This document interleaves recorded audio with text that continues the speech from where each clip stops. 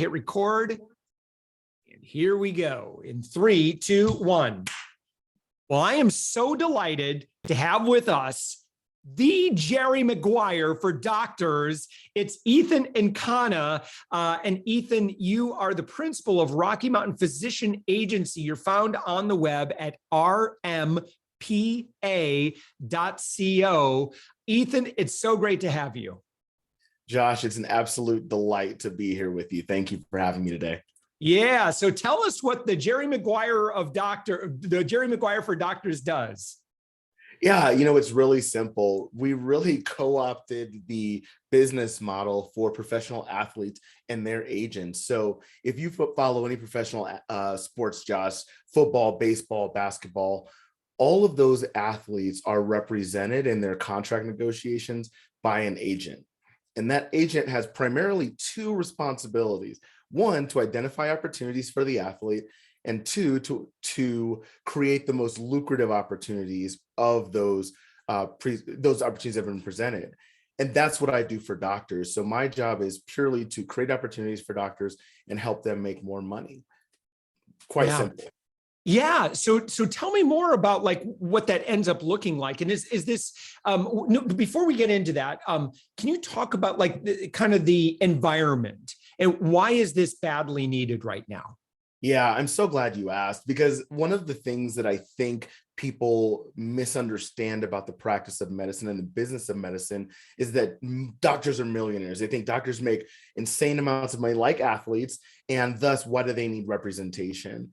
But when you look at the experience of doctors and the demographics and salary demographics of doctors, there are inequities and vulnerabilities all across the spectrum. One that I'll just point out really quickly, my mother is a physician. And as a woman of color and a physician of color, when I first started the firm, she pointed out to me, then you need to pay special attention to women physicians. I thought, okay, fine. I don't know if there's going to be a disparity because these are docs. They make hundreds of thousands of dollars. But there is copious data out there, Josh, that demonstrates that women physicians are taking a discount relative to their male counterparts to the tune of 15 to 25% for the same work. So I often, to help people understand the problem or the challenge, let's say you're sitting in your office and the analyst or the accountant or whomever is sitting next to you is making 25% more than you for the same work. Does that seem right to you? And if the answer is yes, then perhaps I'm not the guy for you. But typically, most people have a sense of fairness that says, yeah, we should be paid equitably based on our experience, background, training for the same work. And that's not the case for doctors. And that's part of the education that I provide, is to help highlight some of these inequities, not to make doctors feel bad, but to help them understand this is what you're fighting against. This is what happens. Even though we're talking about big numbers, here are some of the disparities that you are battling against, the headwinds, so to speak. Yeah. And Ethan, particularly over the past couple of years, it's been a fascinating time for medicine. How has the past few years been for you? Really, it has been an eye-opening experience, because I think a lot of doctors found themselves in positions they never thought they would be in. I'll give you a quick example. I had a spine surgeon who called me in the summer of 21. So this is about a little over a year ago now. And spine surgeons make quite a bit of money, spoiler alert. And so nobody is crying tears if spine surgeons aren't making money for a couple of weeks or a month, because they make a bunch of it. But what was happening is there was a period of time where ORs, operating rooms, were shut down for elective surgeries, meaning non-emergent surgeries. So physicians who build their contracts purely on how busy they are ended up making no money during that time. And I don't care how much money you make, if you go from what you're making to zero, that is going to impact your lifestyle. And again, this is not about feeling sorry for doctors, but it's about highlighting the experiences they have that are not that different from what you or I might experience in our corporate jobs, where if we're paid less than our counterpart for doing the same work, or we don't have the same access and resources to data to negotiate for ourselves, we want to know that. We want to close that gap. In the world right now for physicians, I was just looking through some of your social media, and you're talking about, different opportunities there are right now, and of course, in medicine, like a lot of other industries, you see a lot of this ebb and flow of like, okay, we're in real high demand of these types of physicians right now. Would you mind maybe kind of giving us a lay of the land of like where we are on supply and demand in terms of like, special, physicians who are specialists versus, well, if you're doing that, it's not really in a hot demand right now. But I tell you what, if you do this, this, or this, or this, come talk to me because I can set you up.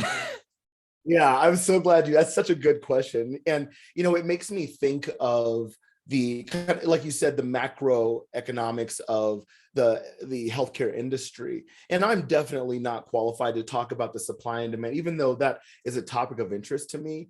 There are experts who focus on that. But what I can tell you from the position that I'm in representing doctors from coast to coast is the highest demand doctors are basically two: surgeons, so doctors who cut into patients, and then your general practice. So think family medicine, OBGYN, internal medicine, primary care. And the reason I say that, again, this is through the lens of my experience. The reason I say that is because those are the specialties that feed your subspecialties. So they refer patients to your general surgeons, your spine surgeons, your neurosurgeons, your oncologists, and those are the revenue generating specialties. And so while some physicians may hear from their hospital executives, oh, well, primary care loses money or OBGYN loses money, that may be true if we're only looking at the work that they do. But what executives very smartly leave out is, but the downstream revenue related to the work that those doctors do is exponentially more valuable than what those doctors are being paid. And so I always encourage doctors to educate yourself on what you need to know. But first and foremost, surgeons typically are your top earners in a hospital because they generate the most revenue. That's followed by your specialists. So think radiologist, interventional cardiologist, general cardiologist, and then your general practice. Now, don't be fooled just because general practice doesn't generate the revenue. They have such a foundational impact on a hospital or health system's ability to provide specialty care. So don't underestimate your value just because you're a general practice or not subspecialized.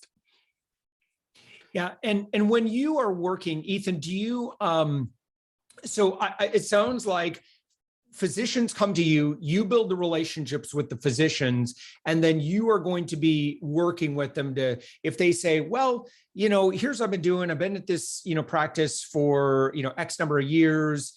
And then is that a very typical beginning of the engagement?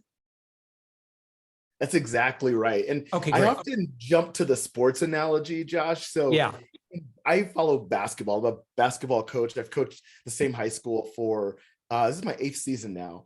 And I tend to think about my work in terms of sports.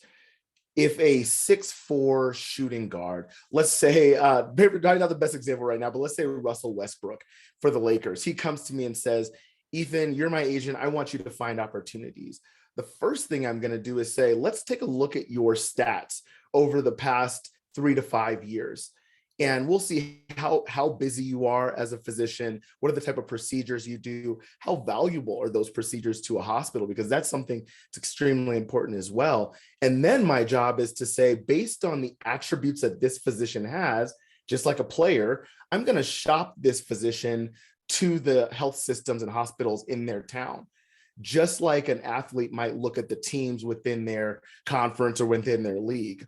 And the goal is twofold, Josh. So one, I want you to get a salary raise where you are. And the only way to do that is if we have some outside pressure. Secondarily, I want you to have a better, more enticing offer at a new place. So you now have 2 solid options, at least, to choose from. And I think the linchpin, not to get too nitty gritty, but I think the linchpin for this is my fee, my salary gets baked into the physician's contract such that they don't have to write this big check or dip into their savings. So because I worked on the other side, I know the mechanisms and how contracts are constructed. So my fee goes right into their contract. The employer covers it. So the doctor never has to worry about making this big expenditure, and they can just focus on getting a windfall. Yeah. Well, sheesh, win, win, win, win, win, right? Doctor has nothing to lose. Win-win. Exactly. Do you mind, and maybe stay as generic as you want, change the names to protect the innocent kind of thing. Do you mind maybe sharing a couple of examples of kind of what happened? Yeah. What you've been able to do? Mhm. Yeah, I'm so glad you asked. So my favorite story is I was approached last summer by an attorney. And he said, Ethan, I have 6 physicians who work at a local hospital and they want to go private practice. They're all employed. They want to private practice. I said, well, that's a major shift. That's like going from working for a W-2 corporate employer for 10, 15 years and then opening your own shingle. That's a very significant career shift. And I can attest to that. It's very significant. And so I sat down with the doctors and said, well, your attorney tells me you want to go private. Let me just ask a few questions to see if there are other options that you might be open to that might help you achieve the same goals. So we ended up working together. I talked to those doctors and basically I told them, you are the LeBron, and I said this is not a joke. You are the LeBron James of OBGYNs in this city. So when I walk into a room and I say I represent this group, I don't have to say anything else. My work is done. And so long story short, what ended up happening is I talked to the hospitals in town. Their current employer said, and I quote, Ethan, we cannot pay them $1 more or else because of the regulations and policies that govern healthcare and physician compensation, we will end up in orange jumpsuits. I said, thank you. And I moved on. We came back with offers. The conversation ends with the CEO of their current employer calling me to say, what number do we have to hit to keep them? Spoiler alert, the number was $1 million plus. So those doctors, and again, using sports terms, they got $1 million plus guaranteed salary over the next, and that's annual. So that's $6 million over the next 6 years. They got $1 million plus annual just by renegotiating their contracts with me. And the reason we were able to do that is because when your employer tells me, hey, I can't pay them anymore, cool. That's when I go to work. Yeah, we'll see. Yeah, exactly. Maybe you can't. I wish I had the guts to say it like that, Josh, but I usually say, well, I appreciate your time. Thank you. We're going to consider some options. And it's so diplomatic, but ultimately what you said is how I feel. It's like, well, we'll see. Yeah, right. Man, all of a sudden they're going to start losing all their talent. That's not a good position to be in this environment. I want you to keep your talent. I'm here to help you keep your talent. Let's solve the problem together. Fascinating. All right. Ethan Nkana, your website, rmpa.co. When somebody goes there, what do they click on? What do they do? Like, how do they, what's the next step? The website is a great way to just get an overview of what we do, because when I talk with doctors, it's a very similar conversation to this, Josh. Like, what is a physician agent? What do you do? How do you help? Who are you? And so I often say that's a good way to figure out who we are. But if you really want to know tools, tricks, the resources that we're using to help doctors for yourself, go to our Instagram, Physician Agency, go to our LinkedIn. It's my first name and last name. We put tools up on there almost daily so that doctors who want to educate themselves on how to advocate for themselves in contract negotiations can do that. Because I believe there's 3 things lacking. It's doctors don't have the tools, the time, or the training to do this on their own. And that's where we come in. We have more than enough tools. We have all the data insights that hospitals use. This is all we do. This is our exclusive job. Every problem is a nail, I'm a hammer. And lastly, this is all I've ever done. So we have all of the training to speak the language of the hospital executives on the other side. I love it, man. I'm snickering like Ernie from Sesame Street over here. I love it. Oh, man. Ethan Nkana, again, your website, rmpa.co. Thank you so much, Ethan. It's been a great conversation. The delight is all mine, Josh. Thank you so much.